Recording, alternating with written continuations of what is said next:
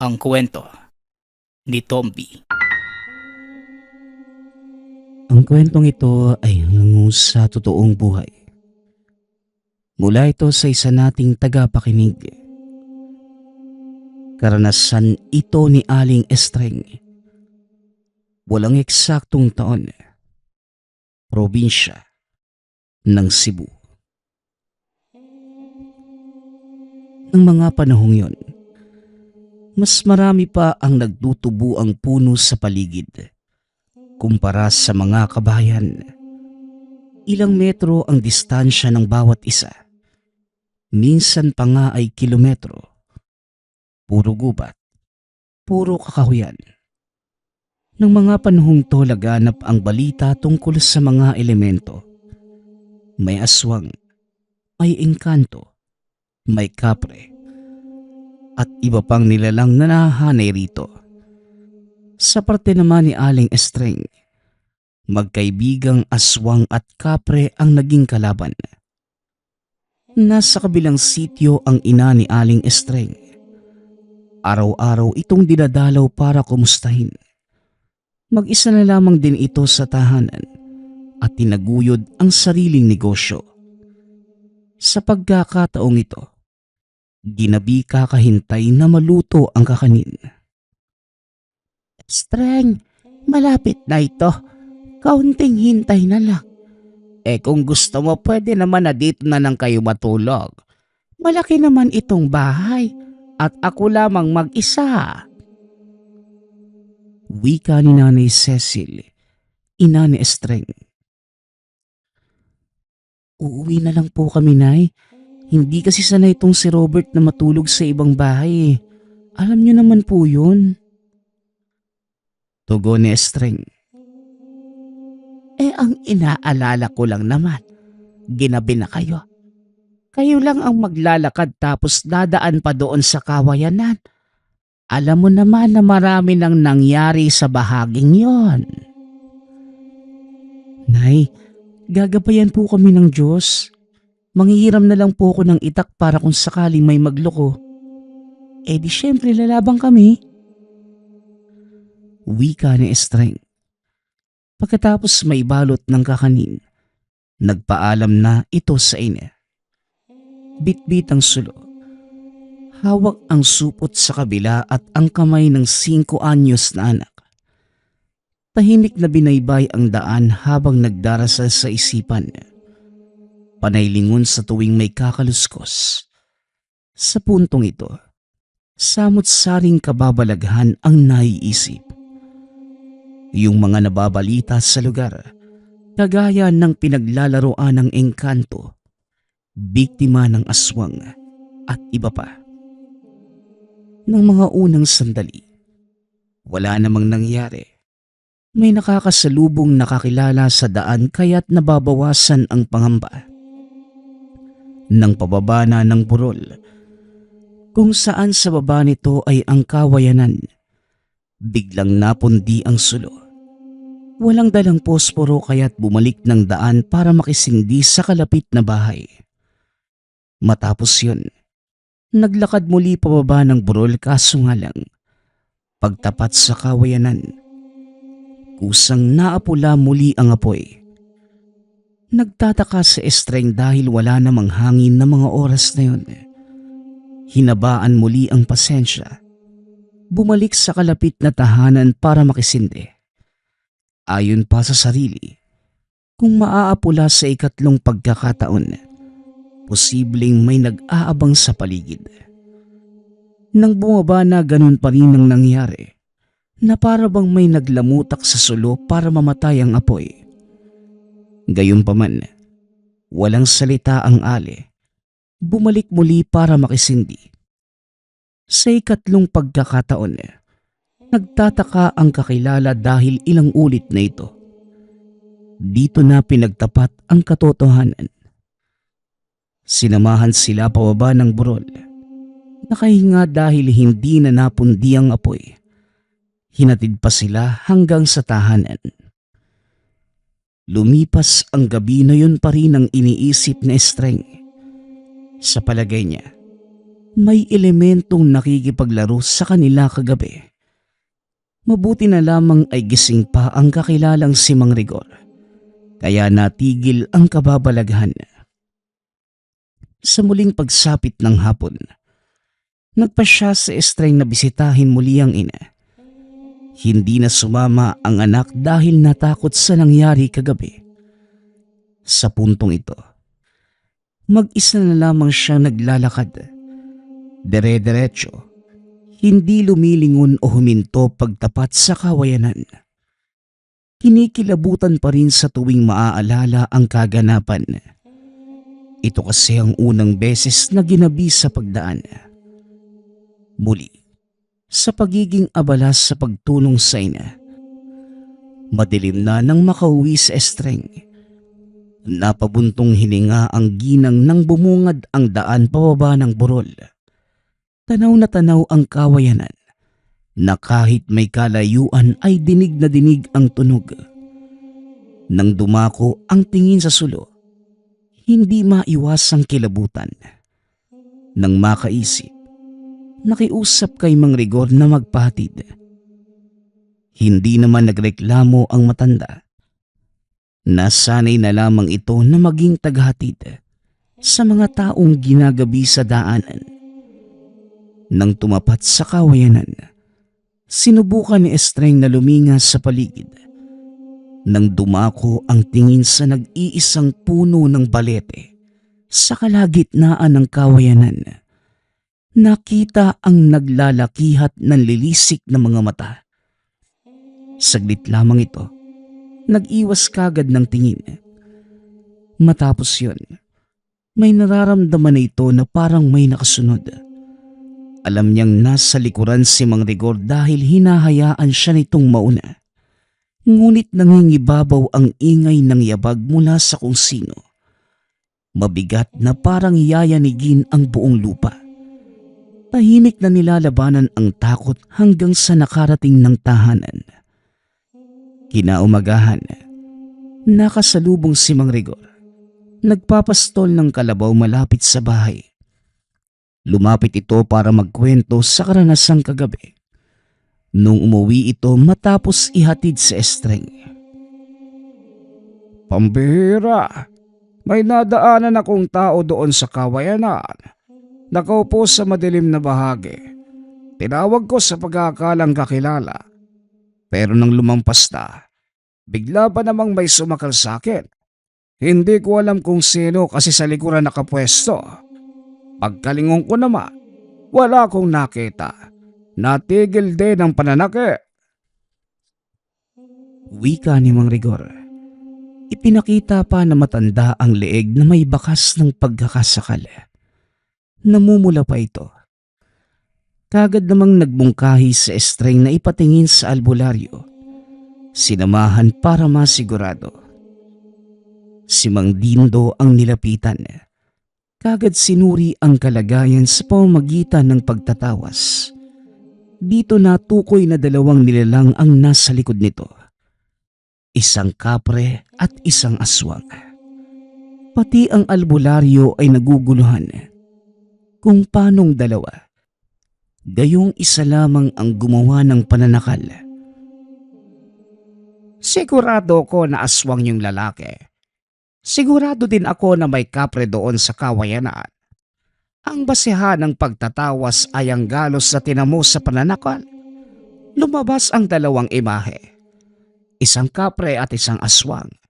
Sa paanong paraan nagkasundo ang mga ito? Wika ni Mang Dindo.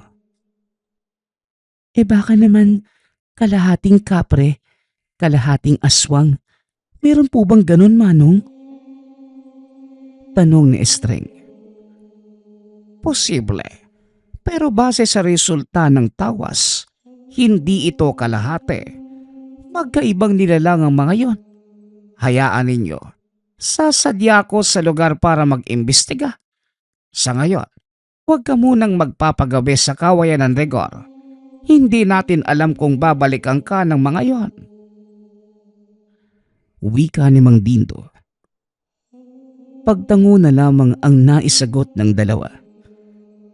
Dahil sa babala nito, umaga na dumadayo sa kabilang sitio sa Estreng. Pagsapit naman ng hapon, uuwi para hindi na abutan ng gabi. Sa pagkakataong ito, tinulungan ang ina sa paglalako ng kakanin. Dumiretso sila sa lungsod para doon ibenta. Sa kabutihang palad, naubos namang kagad. Upang madagdagan ng kita, nakilako sa produkto ng kumare. Iniwan sa tabi ang anak na si Robert. Nakisiksik sa mga tao sa sabungan para mag-alok ng kakanin. Nasipat ang bata na may kinakausap na lalaki. Hindi na siya nag-abalang manita dahil wala namang masama. Nagkakatuwaan pa ang mga ito habang nagsasalo ng biskwit. Nang maubos ang mga paninda, lumapit sa Estreng sa anak at umuwi na sila. Hindi pa naman uso ang transportasyon kaya't matyagang naglalakad. Sa daanan, bukang bibig ng paslit ang tungkol sa lalaki kanina. Pinupuri ang kabaitan dahil binilhan ng pagkain at inumin. Nagbigay pa ng barya. Nang tanungin kung ano ang pangalan, walang naisagot ang bata. Hindi nagpakilala ang lalaki. Dahil sa daldalan, hindi napansin ng mag-ina na tumapat na sila sa kawayanan. Napagtanto lamang nang tumunog ang mga ito matapos hampasin ng hangin. Dumiretso ang mga mata ni Aling Estreng sa puno ng balete. Panay kurap dahil mula roon, natanaw ang anak na si Robert. Nakaupo sa sanga, walang ekspresyon na nakatitig sa kanya. Kabadong niyuko ang anak. Nagtataka itong nakatingin at nang balikan ng puno, wala na ang nakita. Dali-daling hinila ang anak papalayo. Subalit laking gulat ng pagdating sa unahan. Nasa tuktok ng burol kung saan ang baba ay kawayanan. Napakapit na rin ang anak. Napahugot ng hininga sa Estreng, sabay tanda ng krus. Sinimulan nilang maglakad pababa ngunit habang tumatagal, unti-unting nakakaramdam ng bigat sa dibdib. Pati ang paghinga ay unti-unting humihirap. Humantong pa sa punto na hindi na makakahakbang. Biglang pagod ang naramdaman. Sa kabutihang palad napadaan si Mang Dindo mula sa pangangahoy. Nang makita ang tagpo, kaagad inalis ang sumpa sa hangin sa pamamagitan ng orasyon. Nagsaboy din ng kung ano sa paligid. Pagkatapos nito ay bumalik na sa normal ang lahat. Mang Dindo, bakit hindi mo na lang po palayasin yung kapre dyan sa kawayanan? May kakayahan naman po kayo eh. Diyos ko, hindi ko na talaga alam kung anong mangyayari sa susunod. Ilang ulit na kaming nabiktima niyan. Wika ni Estreng. Kung pwede lang sana. Kaso buhay ang kukunin bilang kapalit. Yan ang kasunduan ng kapre sa mga ninuno kong albularyo noon. Yumao na lamang sila. Pero walang nagtagumpay na paalisin ang kapreng yun. Tugon ni Mang Dindo. Naku, kaya naman pala hindi mapalayas yung kapre. Dahil buhay ang hihingin. Mukhang habang buhay na tayong magdurusa sa kababalaghan yan. Umiwas na lang talaga. Sandali, may habak ako ritong ginawa. Pwede itong gawing pangontra. Isa na lamang ang natira dahil pinamigay ko sa mga kakilala na palagi ring dumaraan rito. Wika ni Mang Dindo. Tinanggap ni Estreng ang bigay na habak ng albularyo. Pagkatapos mag-usap ay nagpaalam na rin. Nang sumunod na araw, naging abala sa pag-asikaso ng kabuhayan. Hindi kinalimutan ang habak para sa proteksyon. Kaso nga lang dahil isa lamang ito, piniling ibigay sa anak. Pinagpalagay na kahit nasa bata ito, maaambunan din ng kaunting bisa dahil magkasama naman sila. Pagkaraan sa kawayanan, laking pasasalamat ng walang naganap. Malaking tulong nga ang naibigay ng albularyo. Sa muling pagsapit ng hapon, hindi na tinapos ni Estreng ang paglalako ng kakanin. Kinarga ang mga kagamitan sa takot na maabutan ng gabi sa daan. Sa pagkakataong ito, kampante na walang mangyayari dahil sa proteksyong tangan. Subalit hindi inaasahan. Natatalab pa rin ang kalokohan ng nilalang. Pababa pa lamang sa burol, nagsimula kagad ang laro ng elemento. Nauna si Estreng. Dahan-dahan ang hakbang para hindi madulas.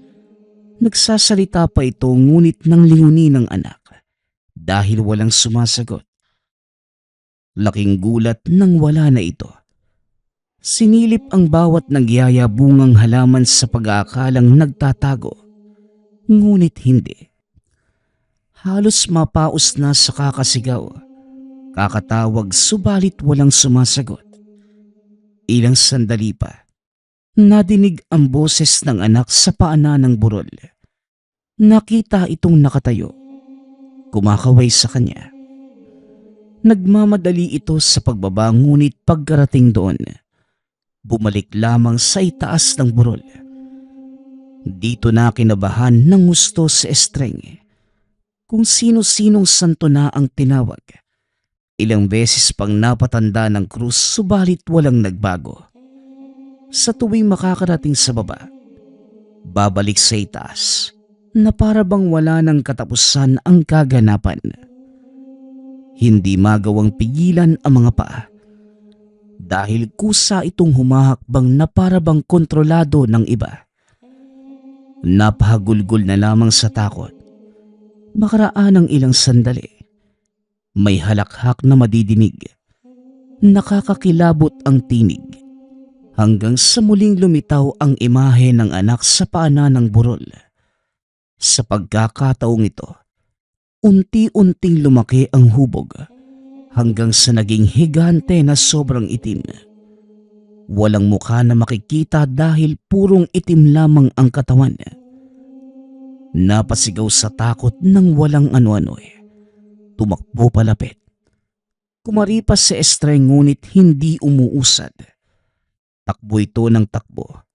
Ngunit nasa iisang lugar lamang samantalang ang nilalang unti-unti nang lumalapit sa kanya. Nang sandaling sobrang lapit na nito, sumigaw si Estreng sabay sampal. Habol hininga nang bumalik sa ulirat. Niyakap kagad ang anak. Nagtatakang lumingas sa paligid. Nasa paanan sila ng burol. Tanaw sa unahan ng kawayanan. Nang magsalita ang bata, napagtanto ni Estreng na bigla siyang nahimatay. Dito lamang nalaman na posibleng naglakbay ang kaluluwa sa laro ng elemento. O Estreng, ano ginagawa niyo rito? Nahulog ka ba mula sa itaas? Ang dumi ng damit mo. Tanong ni Mang Rigor. Napukaw ang atensyon ng madinig ang boses na matanda. Binaba nito ang buhat na kahoy at saka tinulungan siyang makatayo. Nakiusap itong hihatid muna sila sa bahay. Nang maintindihan na matanda ang kaganapan, walang pagdadalawang isip na pumayag. Habang dumaraan sa kawayanan, panay salita si Mang Rigor. Nakikiusap na padaanin sila ng elemento. Sa kabutihang palad, hinayaan naman silang makalampas. Nagmungkahi pa si Mang Rigor na dumulog na sa albularyo. Maging ito ay kinakabahan para kay Estreng dahil ilang beses nang nabiktima ng elemento. Nang magpasuri si Mang Dindo na mismo ang nagsuwestyon na ibang pamamaraan ang gagamitin. Meron itong kagamitan, ngunit mas mainam na gumamit ng bagay na bago sa paningin ng elemento. Kabisado na ng kapre ang mga kagawitan ko rito. Marami ng biktima na nagpagamot sa akin, kaya hindi nalalayong makakayang wasakin ng elemento. Nakausap ko ang dating kasamahan sa larangan. Humingi ako ng payo. Ang sabi niya, mas mainam na sariling gamit ng kapre ang ilaban dito. Huwag ka munang lalabas. Doon ka lamang sa inyo dahil mamayang takip silim. Pupuslit ako sa kawayanan para kumuha ng gamit. Pagkatapos nun, gagamutin kita para hindi ka na mabihag sa mino ng nilalang. Wika ni Mang Dindo. Pagsapit ng tinakdang oras, pumunta ang matanda sa kawayanan. Pumwesto sa tabi. Habang naghihintay kung kailan lilitaw ang kapre, sinimula ng orasyon ng sabulag. Mahabang oras ang lumipas bago na mataan ang higanteng nilalang. Kalmado itong nakaupo sa sanga ng balete habang naghihintay ng kasunod na biktima. Ipunesto ni Mang Dindo ang naglalakihang dahon ng buyo sa pana ng puno. Pumapatak dito ang abo mula sa tabako ng kapre at nang makakuha ng sapat na dami, nagmamadali na sa pag-alis. Ngunit hindi inaasahan na pagdating sa unahan, may aswang na humarang sa kanya. Inilabas ang pangontra ngunit bago maisaboy, umatake na ito. Tumilapon ang busnong pinaglalagyan ng buyo. Nag-aalala na baka matapon ang apog ng tabako. Gayunpaman, hindi magawang kuhanin dahil sa hagupit ng aswang. Sumugod ng sumugod, kalmot ng kalmot. Nang mahugot ang itak ay dito lamang dumistansya. Bumangon si Mang Dindo, kinapa ang balikat na nagtamo ng galos. Ikaw siguro ang kaibigan ng kapre. Ano? Ano ba kayo? Magkaibigan? Kapatid? Kaanak? Nagtutulungan pa kayo sa pambibiktima sa lugar na ito. Sumugod ka sa akin. Gusto mo yatang mauna kesa sa kaibigan mo, ano? Dali na, umatake ka ulit. Paghamon ng albularyo, pumalag ang aswang. Walang pakundangan na sumugod. Nagpaula ng kalmot. Kung ano-anong atake ang ginawa. Naglalaho tapos lilitaw mula sa likod sabay atake. Hindi sasapat ang hataw ng itak kung ito lamang ang ilalaban ni Mang Dindo. Kaya't sinabayan niya ng orasyon ang bawat kilos. Kampante ito dahil mababang uri lamang ito ng aswang. Sinimplihan ang pag-atake. Subalit direktang tagos ang resulta. Ginilita ng leeg. Nagagawa pang kumilos ngunit sa huli, tuluyan ng humandusay. Tinapos ng albularyo sa pamamagitan ng pagpugot. Mula sa kawayanan, madidinig ang malakas na tunog. Wala namang hangin ngunit nakakabingi ang ingay ng mga kawayan. Natanaw niya ang kapre. Masama ang titig sa matanda. Gayunpaman, hindi alintana. Binalingan ang nagkakalat na gamit sabay alis sa lugar. Kinabukasan, binalikan ng bahagi kung saan bumagsak ang aswang. Dugo na lamang ang matatagpuan. Sa palagay ni Mang Dindo, kinuha ito ng kasama ngunit hindi kinababahala dahil yon ang tipo ng aswang na hindi babalik ng buhay kahit ano pang gawin ng kauri. Ang magagawa na lamang, ilibing at pagluksaan. Mang Dindo, nandito po pala kayo? Anong ginagawa niyo ang ganito kaaga? Wika ni Estreng. Kakalabas lamang ng kakawayan matapos makabitbit ng panggatong.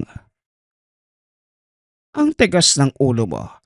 Ang sabi ko ay huwag ka munang lumabas ng tahanan. Pero nakuha mo pang manghahoy. Wika ni Mang Dindo. Pasensya na po. Wala na kasing panggatong sa bahay tapos hindi kami makakaluto. Iniwasan ko namang mapadaan sa kawayanan. Sandali, bakit parang nangangamoy patay rito? Tugon ni Estreng. Nilingan nito ang paligid. May makikitang bakas ng dugo sa mabatong lupain. Hindi siya nakapagtanong dahil si Mang Dindo ang kusang nagtapat. Ikwinento na matanda ang nangyari kagabi. Habang pumuslit ng apog mula sa tabako ng kapre, hindi makapaniwala ang Ales sa kaganapan. Subalit laking pasasalamat dahil nabawasan ang banta sa paligid. Ang kapre na lamang ang natitira. Matapos maasikaso ang gawaing bahay, nagpunta sa tahanan ng albularyo para magpagamot. Sa pagkakataong ito, pati ang anak ay sinama dahil minsan na rin itong nabiktima ng kapre. Isang bagay lamang ang nakita sa mesa ng albularyo. Ito ay ang apog na nakabalot sa dahon ng buyo. Bilang preparasyon, ritual muna ang sinagawa ni Mang Dindo. Pinagtibay ang orasyon na nilapat sa apog upang gawin itong mas mabisang gamot laban sa mismong may-ari. Pagkatapos ng mahaba-habang pagsambit, tinawag si Estreng upang simulan ang aktwal na gamutan. Sinabuyan ng apog ang dahon ng buyo. Mahinang hinampas-hampas sa iba't ibang bahagi ng katawan ng pasyente habang nagsasambit ng orasyon. Paulit-ulit na tinandaan ng krus ang ulo gamit ang apog. Sa kalagitnaan, naramdaman ni Estreng ang nagtatalong enerhiya sa kaloob-looban. Unti-unting namanhid ang katawan na para bang lilisanin ng kaluluwa ang katawang lupa. Naipikit na lamang ang mga mata. Nakatungo ang ulo. Walang lakas na iniaangat. Sa muling paghampas ng buyo, naging malinaw ang imaheng nakikita. Mukha ng kapre na dahan-dahang lumalabo. Kumakapit ito sa kanya. Ayaw bumitaw kahit hinahagupit ng orasyon ni Mang Dindo. Sumisigaw ito. Sinubukan pang manlaban ngunit hindi hinayaan ng albularyo. Nang isaboy ang natitirang apog, dito tuluyang napigtas ang sumpa ng kapre. Dito nakaramdam ng kaginhawaan si Estreng na parabang nilinis ang katawan at kaluluwa. Habang si Mang Dindo naman ang nakapansin ng kakaiba. Namamanhid ang mga kamay. May bakas ng paso sa braso na parang ninudngod ang nakasinding tabako. Gayunpaman, hindi na ito alintana. Pinagpalagay na baka epekto lamang ng ginawa.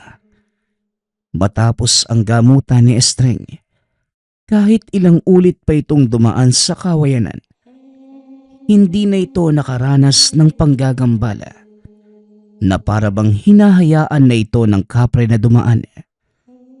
Nakagawa ng habak ang albularyo na tangan-tangan ngayon.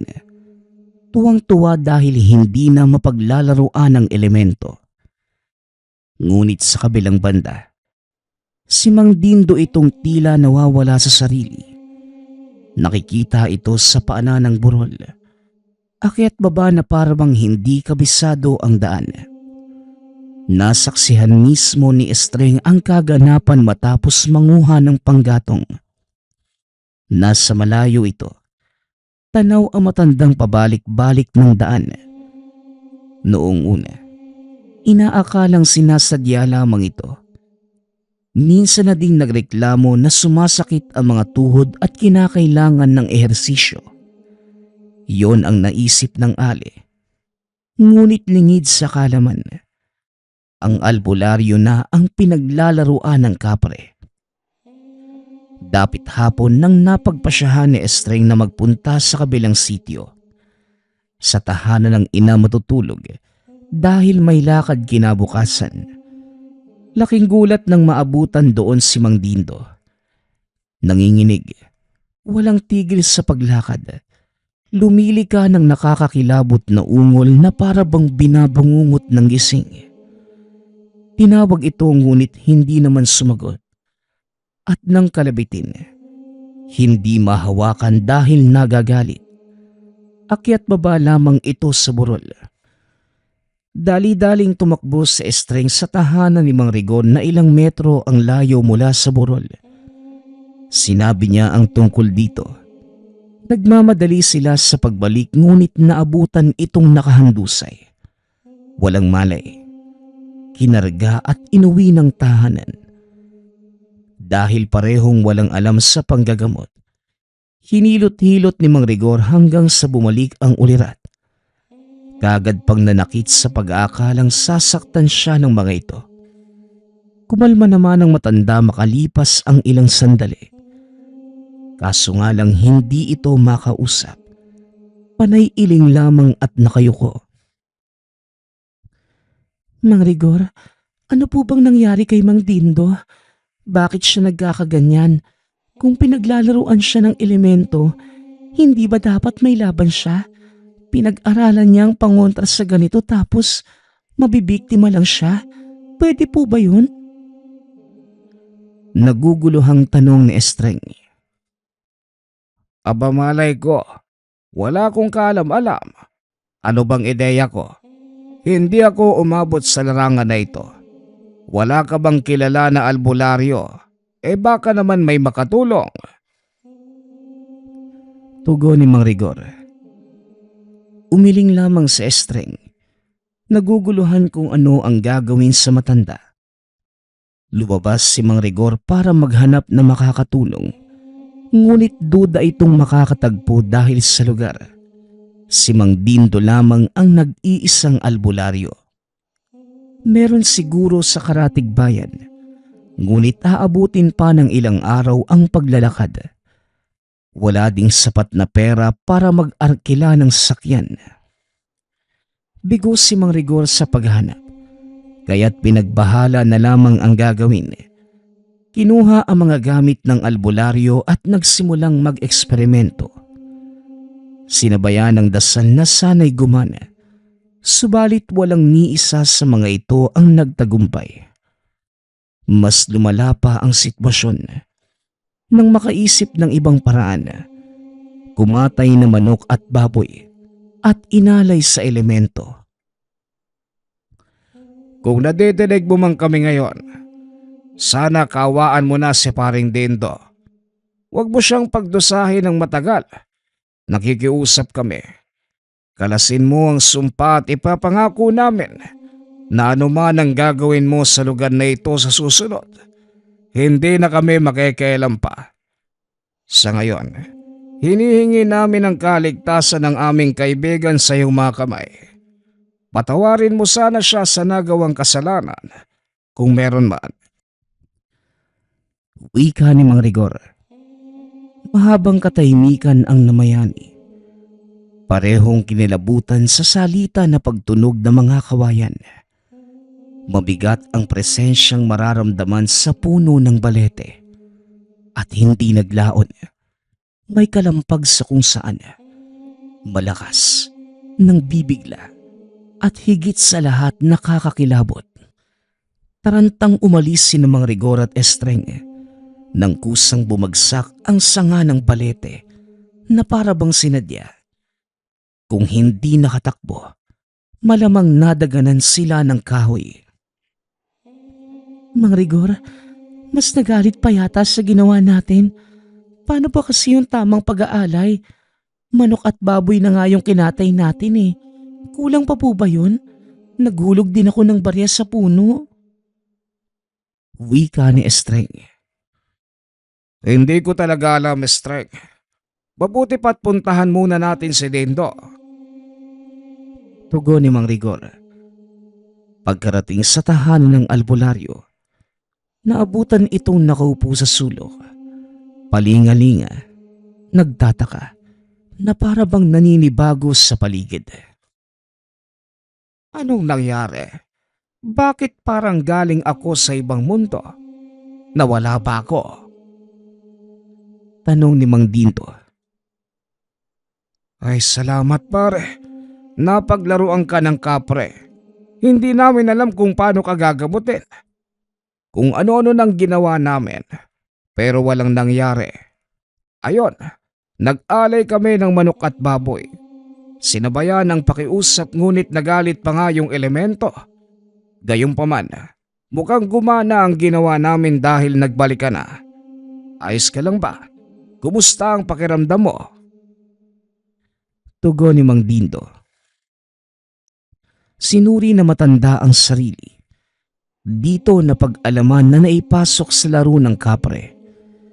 Hindi niya kontrolado ang sarili dahil sa puwersa ng nilalang.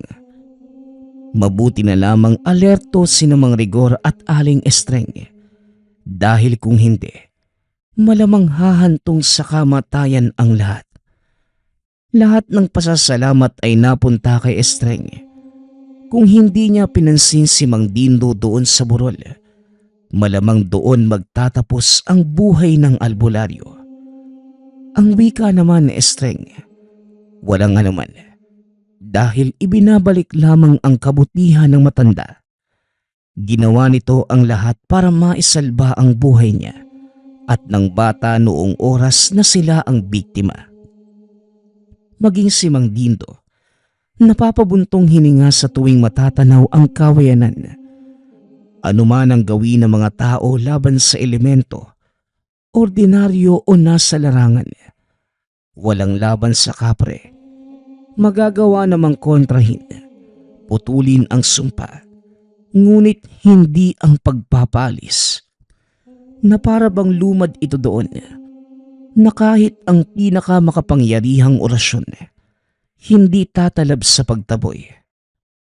Ang sa kanila lamang, mag-ingat, makiusap sa elemento sa tuwing daraan, nang sa gayon, hindi kayo mapaglaruan.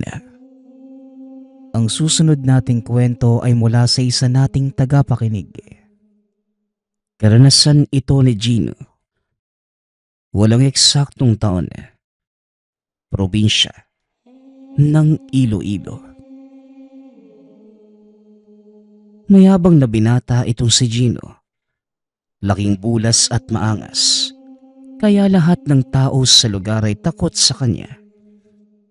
Maghapon itong nakabantay sa tindahan ni Aling Rosing. Marami itong kasamang tambay sa tindahan. Halos lahat ng mga taga-baryo na walang ginagawa ay naririto. Mga bata, paalala lang ha. Delikado ang panahon ngayon. Sunod-sunod na yung patayan sa lugar natin. Kaya hanggang 7:00 na lang ng gabi bukas ang tindahan ko. Mahirap na. Wika ni Aling Rosing. Sige lang po, Aling Rosing. Wala pong problema. Nako, kahit ako natatakot eh. Wika ni Gino. Naku, nung si Gino, ang sabihin mo, duwag ka lang talaga. Wika naman ng isa sa mga tambay na si Premo. Sabay-sabay silang nagtawanan. Sumimangot si Gino at nagsalita. Kaya napatahimik ang lahat. Panay ang paghamon ni Gino sa kung sino ang lalaban sa kanya. Oh, bakit parang napatahimik kayo? Kanina lang ang lakas niyong makatawa. Ay nako, kung sinong sigaw o mamamatay tao sa lugar, kahit anong nilalang pa yan o aswang, wala yang sinabi sa akin. Kaya ko yang ihambalos pag nakasalubong ko sa daan. Pagmamayabang na wika ni Gino. Ay nako, huwag kang ganyan, Gino. Hindi mo kilala ang mga tao sa paligid mo. Pwede namang mas malakas ka sa inaakala mo sa ngayon. Pero baka mamaya, bigla na lang yan mawala. Muling wika ng tindera. Naku, Aling Rosing, parang hindi nyo naman ako kilala. Wala akong kinatatakutan. Pag ako nakasalubong ng aswang, yayariin ko talaga. Ipapakita ko sa inyo kung paano manghambalos ng demonyo. Tugon ni Gino. Sa dami ng tao sa tambayan, hindi na malaya ng binata na may nabati siyang atensyon ng nilalang. Mag-aalas 9 ng gabi ng araw ding yun, binabagtas ng binata ang daan pauwi sa tahanan. Galing ito sa bahay ng kaibigan at nakipag-inuman. Habang binabagtas ang kahabaan ng palayan, meron itong nakita sa dulo ng lugar. Tao ang itsura, ngunit nakatuwad. Maitim at puno ng balahibo ang katawan.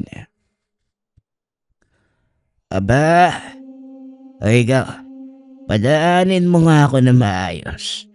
Pag ako hindi nakapagtimpi sa'yo, babalatan kita ng buhay. At diyan ka pa talaga umarag. Wika ni Gino. Humarang. Sino? Di ba matapang ka? Sige binata, subukan natin yung tapang mo. Maglaro tayo. Kung makakalampas ka sa palayang to at makakaabot ka doon hanggang dulo, bubuhayin kita. Pero pag hindi, alam mo na ang mangyayari sa'yo.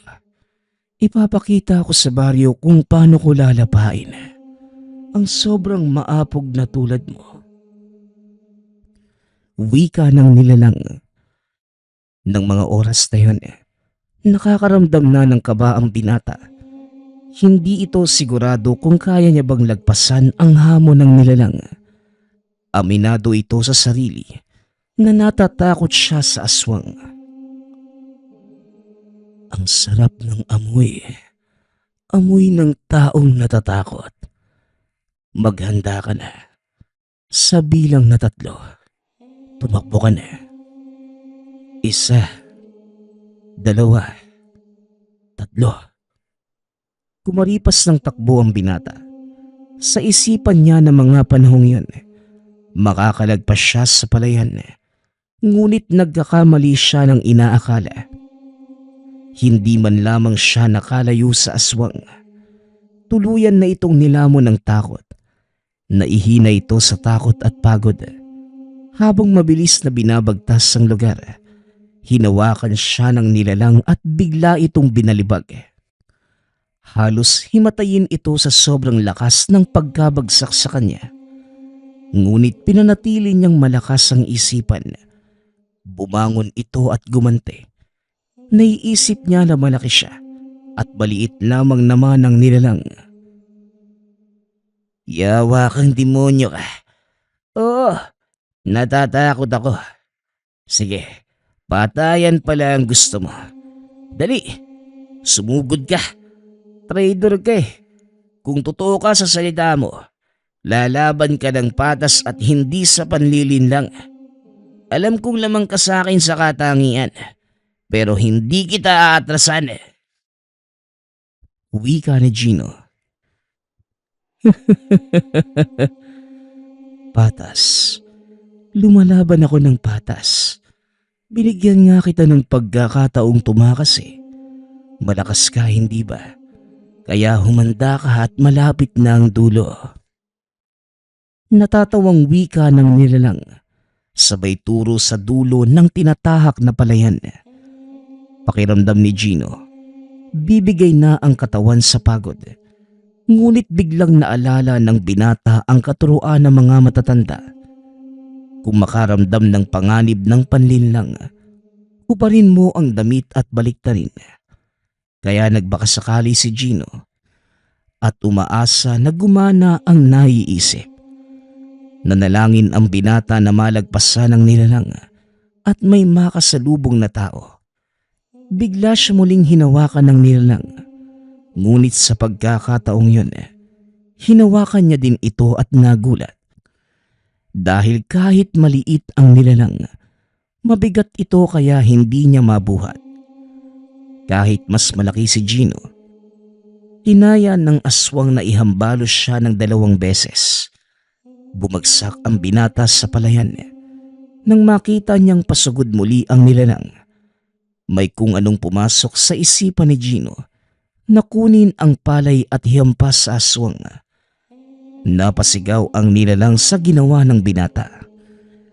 Nabuhayan ng loob si Gino sa nadinig. Tinabla ng nilalang. Nakita niyang umatras ito ng bahagya at dumistansya sa kanya. Dito na siya nagkaroon ng pagkakataon na makatakbo muli. O sige, Halimaw. Lapit. Masakit ba? Ako ngayon ang papatay sa'yo. Wika ni Gino. Tumatakbo ito habang hinahampas ng palay sa iba't ibang direksyon. Hanggang sa nakita niya na isang dipa na lamang ang layo sa dulo ng palayan. Buong lakas itong tumalon makalagpas lamang sa lugar. Ang buong akala niya, yun na ang kanyang katapusan. Kahit malapit na sa tahanan, nadidinig pa rin niya ang tunog ng kung anong nilalang. Nang makarating naman sa mismong pinto ng tahanan, sobrang pasasalamat ang naramdaman ng binata.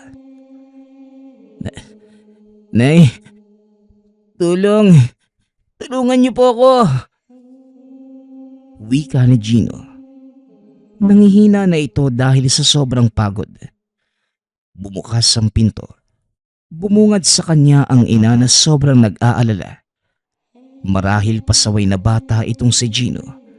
Ngunit ni minsan, hindi ito umuwi ng madaling araw. Doon lamang napansin ng binata na 4:00 na pala ng mga oras na yun. Kung titignan, malapit lang naman ang palayan sa tahanan at lalong hindi naman ito malawak para mahirapan siyang makalagpas. Naku, Ginoo ko. Anak, anong nangyari sa'yo? Tulong! Domeng, tulungan mo nga ako. Wika ng ina. Aga-aga, Gloria. Kalakas ng sigaw mo. Padabog na wika ng ama. Naudlot ang gusto sanang sabihin nang makita ang sitwasyon ng anak. Nagmamadali nila itong binuhat papunta sa silid. Sa sobrang pagod, nahimatay na lamang ang binata. Nagtataka ang mga magulang. Napakadami ng pasa nito at naliligo sa putik. Nilinis ng ina ang anak. Nakita niyang puno ito ng kalmot at pasa sa buong katawan. Inaapoy din ng lagnat si Gino. Umaga na nang magising ang binata. Napansin niya na may tali ng sambong ang ulo. Maging ang mga pasa ay nilagyan ng kung anong mga halamang gamot. Panglunas. Tumawag na din ng albularyo ang ama at kinausap ang anak. Mabuti na lang at hindi malubha ang mga sugat mo, iho. Kaunting tapa lang ng alibhon at kasla. Mawawala na ang mga yan. Bukang nakasagupa ka ng mabangis na nilalang dahil dyan sa mga tinamumong sugat. Anong klase ba, iho? Ikwento mo nga sa amin. Wika ng albularyo. Kaharapang mga magulang, inilahad niya ang naengkwentro. Ngunit hindi niya ito namukaan dahil nababalot ng itim na balahibo. Inilarawan niya kung paano siya walang awang hinambalos sa lupa ng nilalang. Sa unang pagkakataon, doon pa lamang ito umiyak kaharap ang mga magulang. Niyakap niya ang mga ito at sinabing, "Patawarin niyo po ako, Nay. Tay, hindi na po ako magyayabang. Patawad po." Wika ni Gino. Naku, nagulat naman ako sa iyo, binata. Kilala kang matapang sa lugar natin. Pero sa nakikita ko, magiging maayos ka na. Hindi ka naman balak patayin ang nakasagupa mo. Gusto niya lamang makita ang tapang mo. Iyon ang napatunayan mo sa kanya. Kaya sana, magsilbing aral na sana ito sa iyo, iho. Ano man ang kalakasang taglay natin, hindi dapat ito ginagamit upang makapanakit. Huwag mo ang tawag sa aswang na nakalaban mo. Mahilig maglaro ang mga nilalang na yon at asahan mo sa pinakita mong tapang, baka sa mga sumunod na araw ay kaibigan mo na sila. Pagpapaliwanag ng albularyo, mabilis kumalat ang balita sa buong barangay. Imbis na pagtawanan ng binata, nakuha pa nito ang respeto ng mga kabaryo. Usap-usapan na din ang aswang na naengkwentro niya. Dahil sa nangyari, minabuti ng kapitan ng barangay na palagyan ng tanod doon sa lugar kung saan nakita ni Gino ang nilalang. Nang sa ganun ay maiwasan ng maulit ang insidente at minsang engkwentro sa nilalang. Para kay Gino, nag-iwan din ito ng mahalagang aral sa kanya. Huwag maging mapagmataas. Kahit ano pa ang meron ka, palagi mong tatandaan na wag kang magiging mayabang at palaging darating ang oras na may magtuturo sa'yo ng leksyon. Nagpapasalamat nga pala ako sa lahat ng sumusuporta sa ating channel. Nawa ay patuloy niyong suportahan at pakinggan ang ating mga kwento. Hanggang sa muling pakikinig. Paalam.